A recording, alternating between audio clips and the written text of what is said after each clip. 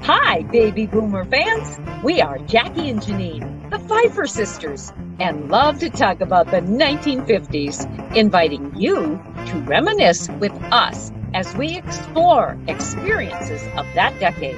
Grab your favorite malt or Green River.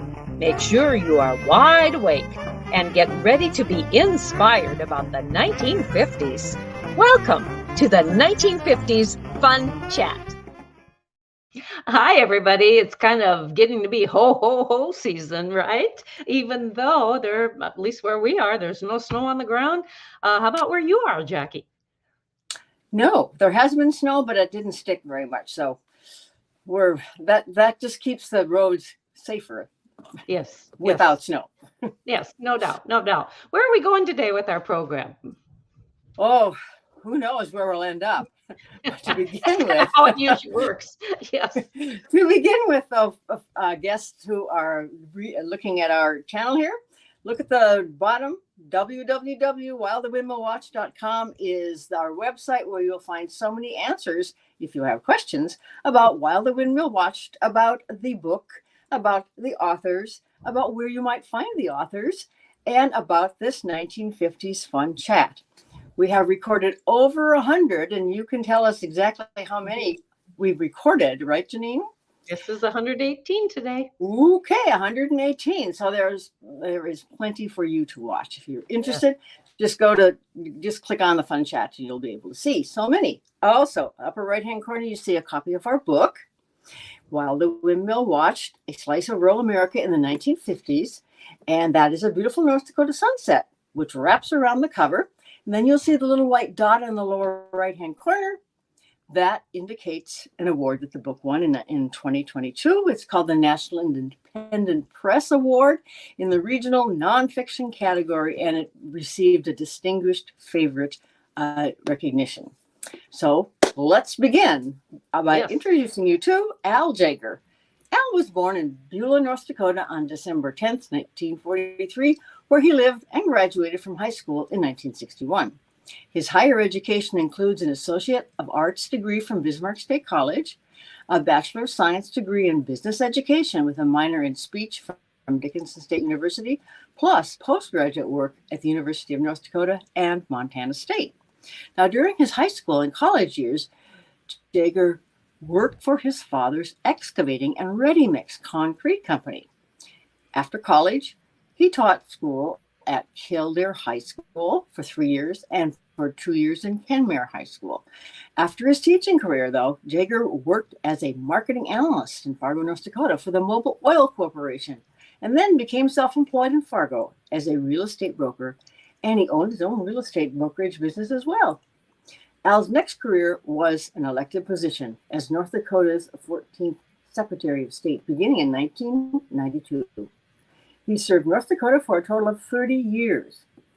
In 1969, Al married Naomi Berg, who passed away in 1979. In 1986, he married Kathy Grandard, I hope I get that right, who brought a son into the family, and 2 daughters completed the family. Kathy passed away in 2016. So Al has served in a myriad of state and service boards, as well as being a member of the North Dakota National Guard. So, Al, we welcome you to the 1950s Fun Chat. Yes. Well, thank you. And you mentioned December 10th. That happened to be my mother's birthday, so I was a birthday gift for her. Oh, sweet. She had to work for that one, didn't she? So anyway, Al, tell us about your humble beginnings and how they influenced your adulthood. Well, basically, we start... I was born in 43, so I have some experience in the late 40s.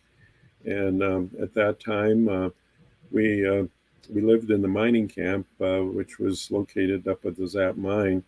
There was probably about 20, 25 families that lived up there. And so it was kind of a humble beginning. And I'm going to try to hold this picture up and hopefully it will show. A little higher. Higher. Okay. Mm-hmm. Okay. There's the house, a 3-room house, and a little entry in the back, and that was up at the mine.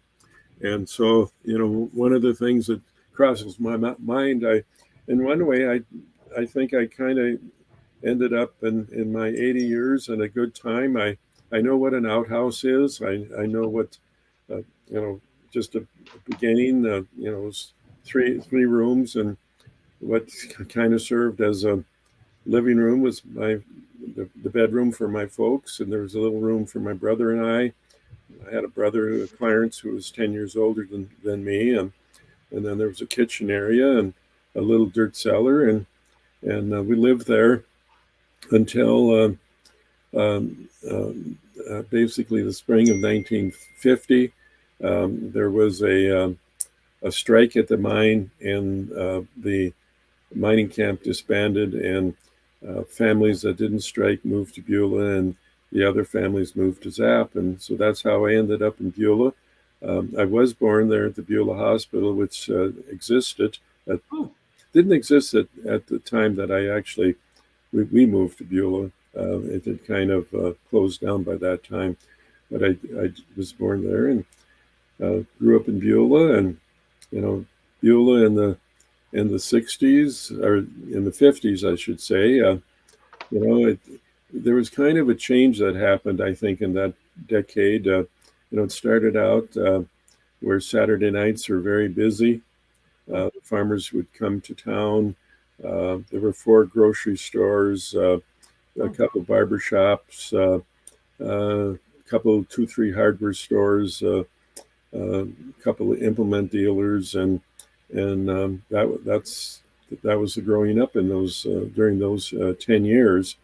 And then as we slowly got into the 60s, Saturday nights didn't exist and as much, and so actually in the late 50s, and when I was older, a friend and I, we would go to Zap, and Zap was known for having Saturday night dances, and I was a wallflower, but I still went. And so those were the growing up years, and high school at that time was different in terms of all the towns still had high schools, and so Beulah, I was student manager for the basketball team, and at that time we, of course, this existed all over the state, where there were different conferences, and so we were part of the Missouri Basin Conference, which consisted of Beulah and Hazen and Wilton, Underwood, Washburn, Garrison, Riverdale, Turtle Lake, and Max. And so, we had no school buses, so we would go to those basketball games, and usually 2-3 automobiles, and that's the way it was. Were there cheerleaders in those years? Yes, yeah, there certainly were, and the other thing that I just start the early part of the 50s.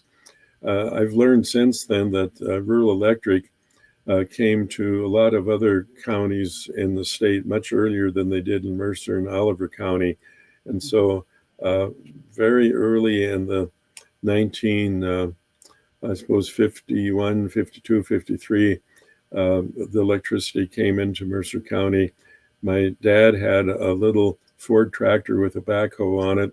My brother built a farm to make septic tanks, and I think I'm safe to say that my dad, with that little tractor, and then got a little bit bigger tractor with a little bigger backhoe and all of that. But essentially, I think my dad probably installed all of the farm sewer systems in Mercer County, part of Oliver County, and up into Dunn County. That is interesting that happened. Did your brother help him then with that project? Yes, my brother did for a while, but after he graduated from high school, he went into the Army for 2 years, and so he was gone, and then he was out in the construction field out east for a few years, and then he came back to Beulah, and about I suppose it was 1959, 1960. I was still in high school, and there he happened to meet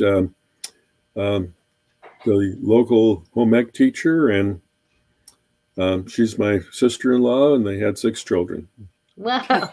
So let's go back to that job that your father did. What skills did you acquire while working with your father that were later used beyond that time? Either physical ones or maybe mental skills? Well, I think there's 2 things that stick out for me the most. My dad believed that little things made a difference. And that meant that in the work that we did, the quality, that was always something that was very special and paid attention to, is I think what I'm trying to say. And that has something that has followed me from that time, that little things do make a difference. Things that you do that might go unseen or unknown, but you do it right. And so I think that value, that whole concept of that little things do make a difference, that's carried me throughout my entire life. Do you think that was more the norm back in the 50s and 60s, that idea that do the little things because it will benefit you and it'll benefit the other person? It might have been, but I can only relate it direct to my growing up experience. Mm-hmm. And the other thing that he had kind of maybe it's not a common term, but he had a saying about grabbing hold, and what he meant by that is in the construction season, we would be started out at 6 o'clock loading trucks and then going out, and at 7 travel to out in the rural areas to do jobs and what have you. And if we had a new hire, and we're busy loading trucks, and the new hire would just be standing there, my dad would say, well, he doesn't know how to grab hold. In other words, you see that there's something that needs to be done, and you pitch in. And I think that is the other thing that has been part of my life. I've been a church usher since confirmation in high school, and that's what you do. You see where people need help. You just do those things, and so grabbing hold and just stepping in. And in fact, when I first one of my first times when I met my son-in-law, I was out in the front yard, and I was bringing in a garden hose, and without me saying anything, he just pitched in to help. And to this day still knows how to grab hold. And I don't know if that's our German ancestry. It certainly was Brian's background. But so doing the little things, doing things right, even when nobody's looking, do the things right, and grab hold. If they need chairs, set up chairs. If somebody needs help with something, you just plain pitch in. And so those are the 2 things that probably out of my growing up and working with my dad are the things that have stuck with me my entire life. Al, when you said your brother was in the Army, were you in the service? Well, yes, and after I graduated from Dickinson State, my first teaching job was in Killdeer, and I had joined the National Guard. Actually, the unit at that time was in Beulah, and I joined the National Guard, and then I had to go on my basic training in the spring of 1967. I had started at Killdeer in 66, so I was in the Guard from 1966 to 1972. Had gone to basic training in Fort Bragg, North Carolina, At that time, the home of the Green Berets Mhm. and the paratroopers, and then did advanced training at Fort Belvoir, and then came back. Um, Probably one of the things I was a little bit fortunate about, I was teaching school, but also the captain happened to be a teacher in Hazen, and after a few weeks of months of drill, um, he basically said, I need you in my office. So I was fortunate that for most of my time in the National Guard, I was the clerk for the units that I was in. And there was one exception. There was a deployment made in the spring of 1969 that caused me to uh, travel up to a community called Zap. Yay! Yeah, So that's a great segment to my next question. yes. Those North Dakotans of a certain age, as well as some outside of North Dakota, will remember the Zip to Zap event, which began as a weekend diversion before spring quarterfinal tests in May 1969 and ended as the only recorded riot in North Dakota that had to be ended by the National Guard. So tell us about your experience with this event. Well, the whole start of it was probably kind of a lark. One of the organizers was a fellow from Hazen, and it got promoted in the uh, NDSU Spectrum newspaper. Mhm, mhm. And what a catchy title, Zip Zap. And keep in mind at that time, 1969, Vietnam, and all of those things were still very much alive. And it started out, as I understand it, because the fellow, one of the organizers, was disappointed that his sisters got to go to Fort Lauderdale or Florida, and he didn't. So it just zipped to zap, but there was no organization in a sense to it.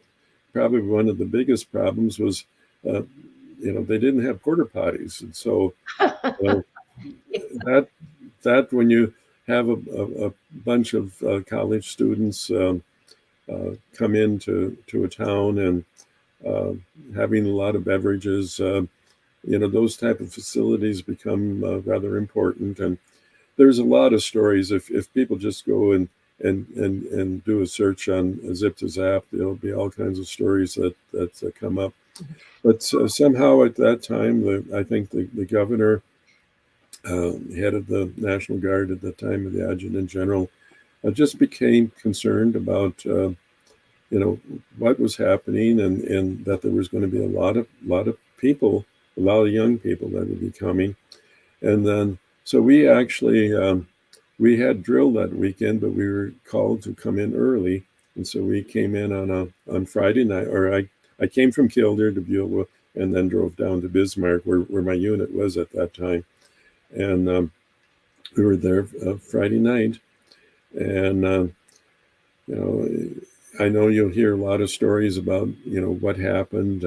There's a couple entrepreneurs that came in and rented the existing bars, and their prices supposedly went up, and there was a fire on where they had just gathered some old lumber and what have you, and started a fire. And anyway, we got trucked up to Beulah during the night, and joining us were units from Dickinson and Mott and other places in the state. And so in the morning, Saturday morning, we moved into the city.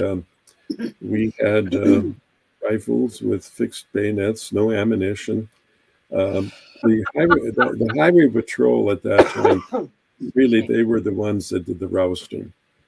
And so, they got woke up on Saturday morning, and so we kind of they sort of scattered out of town, and we went back to Beulah, and next thing we knew, they were gathering in downtown Beulah. And of course, that's my hometown. I remember I was in the left flank, and going down the main street in Beulah, and looked over to my left, and standing in his business was the guy that used to cut my hair. Right down the street of Beulah.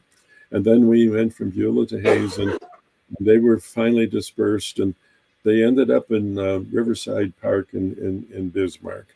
Okay. But there are kind of stories. One of the ones I really find interesting is when we had the 50th anniversary. I did go to Zap, and I met a couple, and their story was that they were both from Grand Forks, had traveled there separately, did not know each other at all, but somehow he was being a gentleman and told this lady that he would watch the outhouse door, that nobody would bother her. Uh-huh.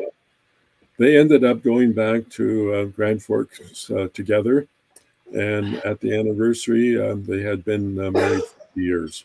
Isn't that interesting?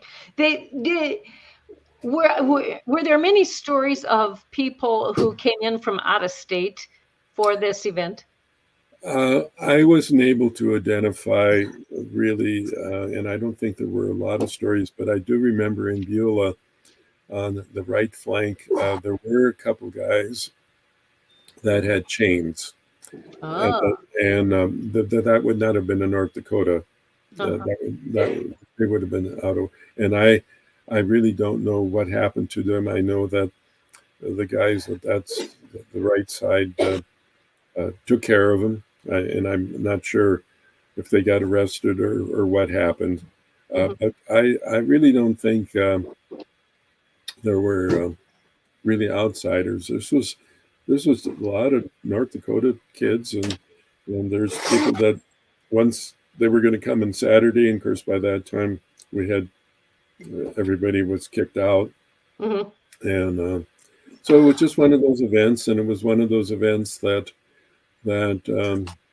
probably the next drill. I mean, we had newspapers from throughout the country, and again, if you just go and Google Zip to Zap, you'll find all kinds of stuff and all kinds of stories.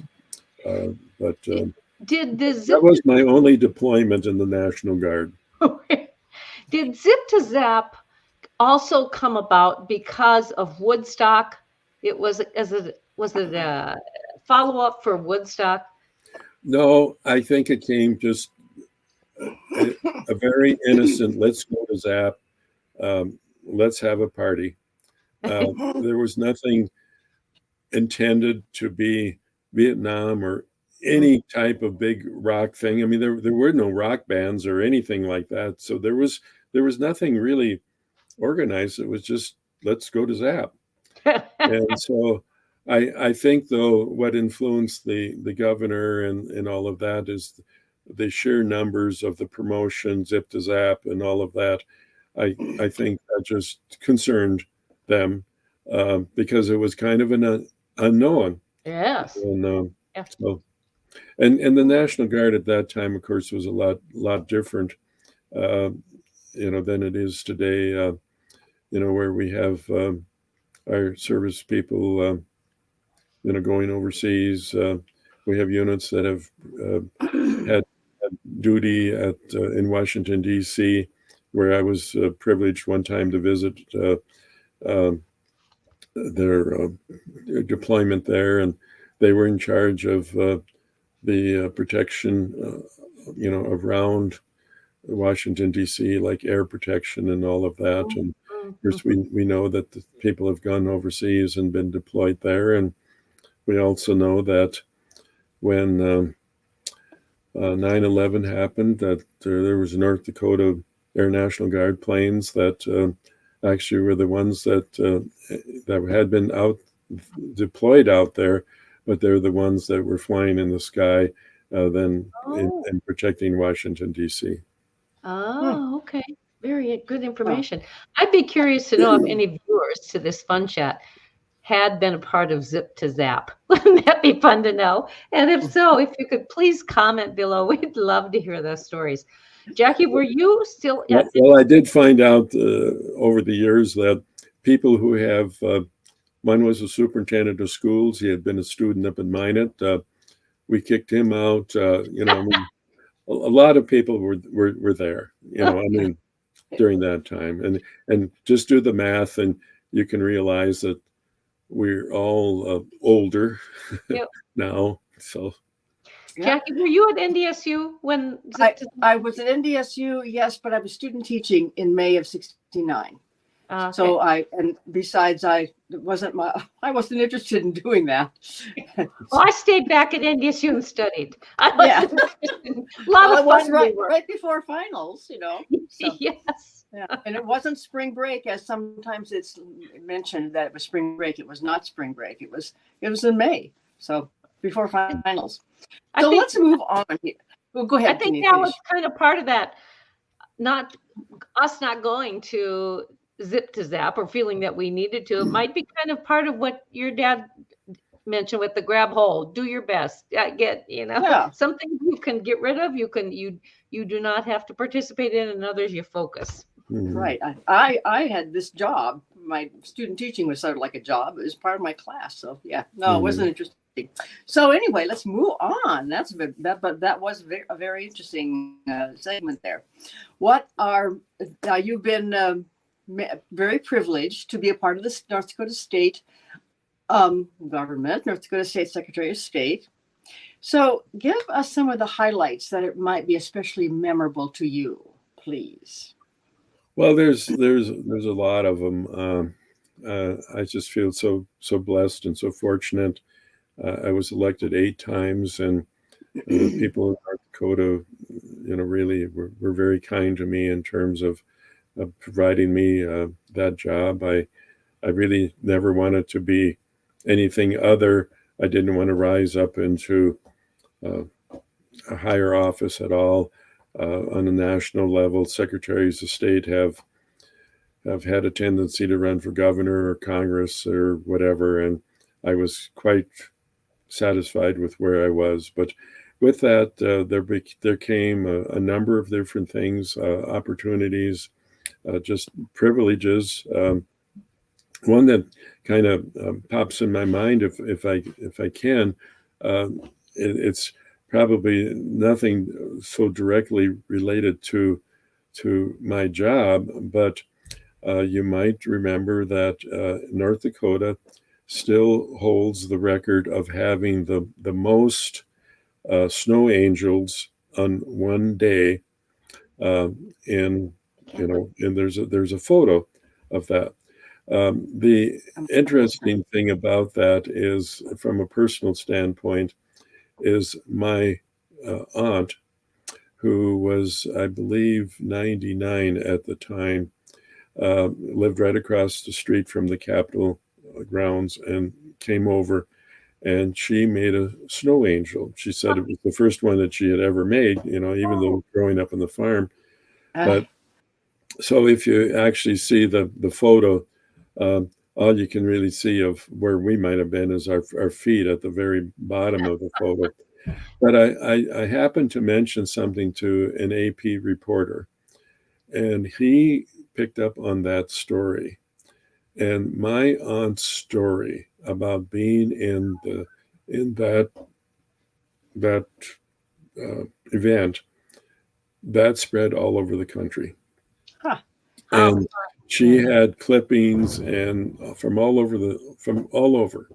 And so this is one of those events that took place on the Capitol grounds, and just something unique for North Dakota. And it was one of those winter days when it was mild, there was no wind, there was just a real nice covering of snow, and people came, and we all did it, and all of a sudden everybody dispersed. And it's much, do you recall the year?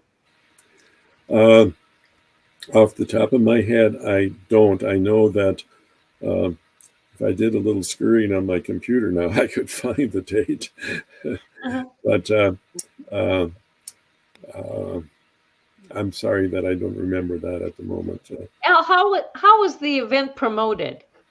Uh, Through your office then? no, Or? no, no. There was a lady at the Historical Society Okay. that did that, and as long as I just mentioned the Historical Society, I think the other thing that I really one of my jobs by law was to be a member of the historical board. The board was made up of several people who were appointed by the governor, and another elected official, a treasurer, and myself, and also some cabinet level people. And what I just really blessed by that. My cousin, I have a double first cousin. Our mothers were sisters. Our fathers were brothers. Ah. So that makes both sides, and so with that, he lived in Bismarck, and I would come down, and I was 8, 9, 10.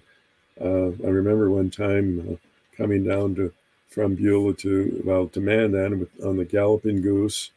There's stories about those all across that took place all around, and they came to Mandan, and I caught the bus over to Bismarck. But anyway, we would go up to the Capitol grounds, and at that time, the State Museum was in the Liberty Memorial Building, which escaped the fire in 1933 when the old Capitol burned.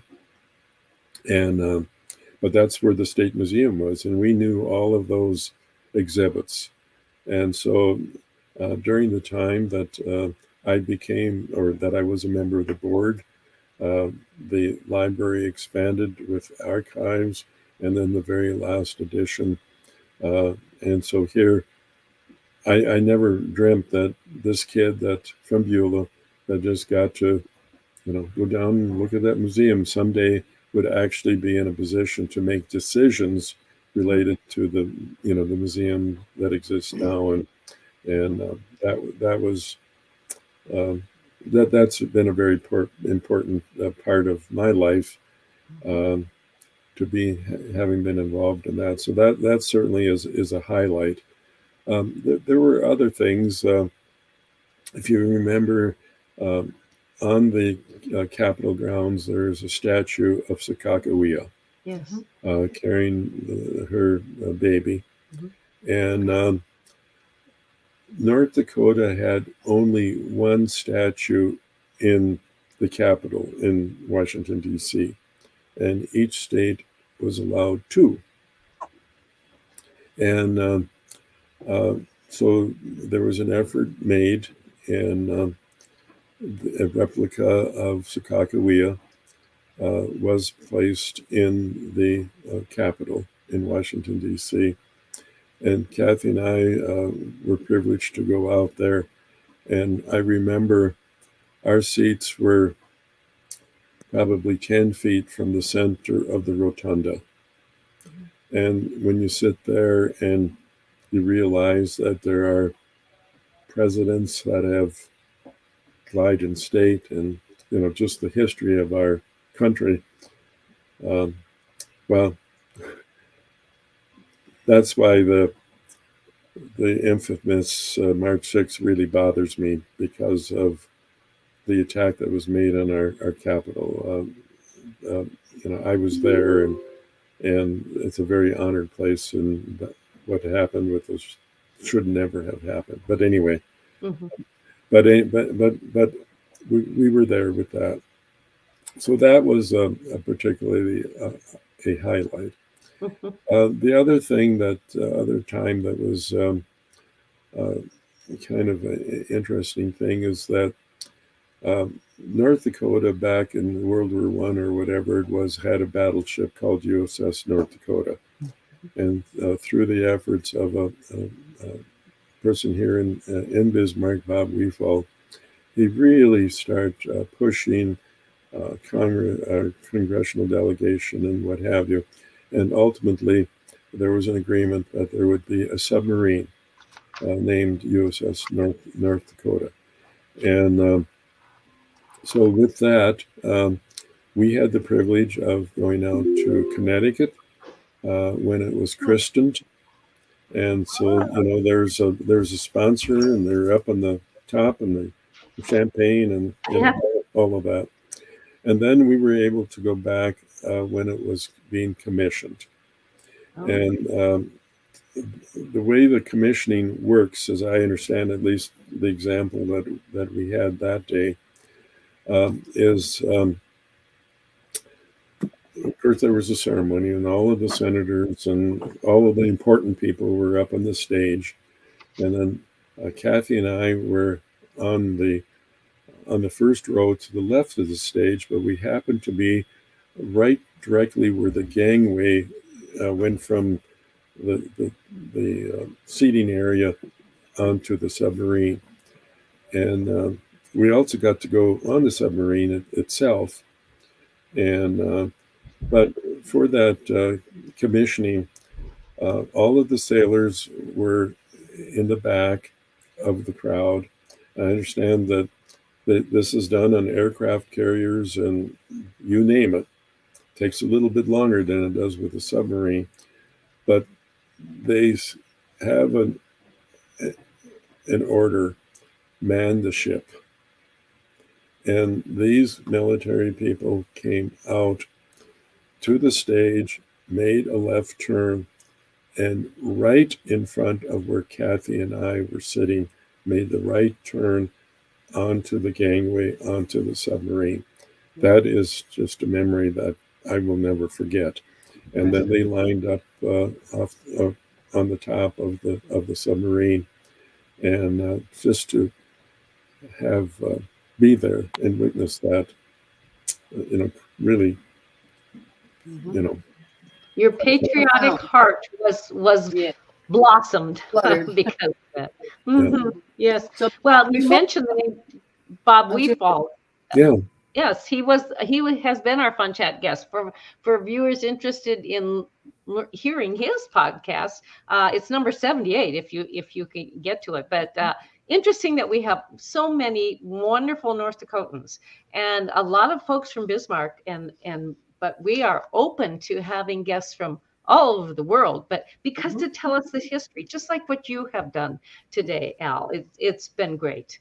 It's been great. So I have one more question before we go on. What is the first statue that's in D.C. from North Dakota? Sakakawea is the second one. That would be Burke. That statue is also at the Capitol grounds in Bismarck. So he was a governor. I think the Secretary of the Treasury. I think he served on the Supreme Court, or But yes, that would be the other one. Right. And stuff. So they're just. But during my 30 years, I think I mentioned in two earlier correspondence with you that, when I first took office, everything was done on typewriters. And when I taught school in Kildare, I taught typing. I would suspect that you in your high school, you took typing. Yeah, we do. I don't know what they do today. I don't know if they teach thumbing on a cell phone. What they they teach keyboarding, and that starts in kindergarten or first grade right away. Yeah. Keyboarding. And so it's something different. But we didn't have our first internet exposure. And of course, this would have been throughout the state. But that would have been about in 97. So it would have been like 4 or 5 years after I took office, where we had our first presence on the internet, and other agencies in the state did that as well.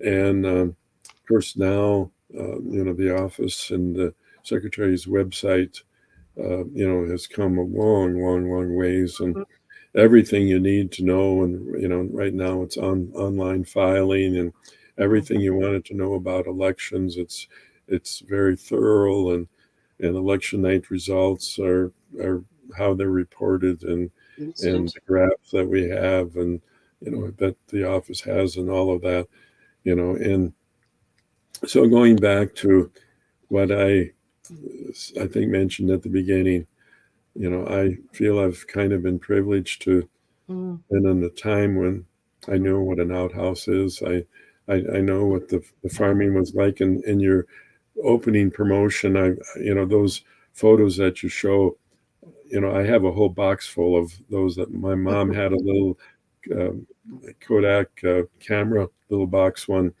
and she took a lot of pictures. And so we have pictures of the farming, and now the farmers are delivering the grain with semis. And I remember my uncle going to town with, I don't know, it couldn't have been more than 4 cubic yards, maybe 5, and a truck that had no hoist. And no hoist. Yeah, well, so you went in the elevators, and of course they had the hoist in there to lift the front end of the truck up, and all of that, and so, and now, of course, the technology age has. I'm not I'm not an expert like our young people are about that, so. I think it's a learn as you go type situation for a lot of people, and some people are more adept at it than others, and really it's an environment anymore, a technical environment that is, for me, it's so appreciated because it puts us in touch with the ongoings of the world so much easier and quicker than what it was in the past. And yet we never felt like we were not privileged to know what was going on in the world. It's just that it took a little bit longer for us to learn it. Well, just the example of what you're doing with your that didn't exist all that many years ago, and now the fact that you can reach many, many, many people. And do what you've done with 118 or whatever you said it was, interviews. I did. I'll have to go back and pick out people. When you first contacted me, I did happen to look up and because it was somebody I knew. I just saw Al Guston and listening to him, and I didn't I knew he was a broadcaster, but some of the other things, particularly with the type of cattle that adopted and all of that, I mean, it was just fascinating. So I don't know if anybody's going to be, fascinated with my story, but it's my story. Speaking of fascinating, you have given us a whole lot to think of, and we really do appreciate you taking your time today. Yes. Thanks, Al. So much appreciation. And viewers, thank you for watching too. And we know that you will glean much great information about the story of Al Jaeger. Jackie, how can you close out our program? One more thing, though. Viewers, please check out the red subscribe button and the blue thumbs up button. Touch those, please, and we would certainly appreciate that. And tell your friends, even your relatives, about the 1950s Fun Chat. So until next time, toodaloo.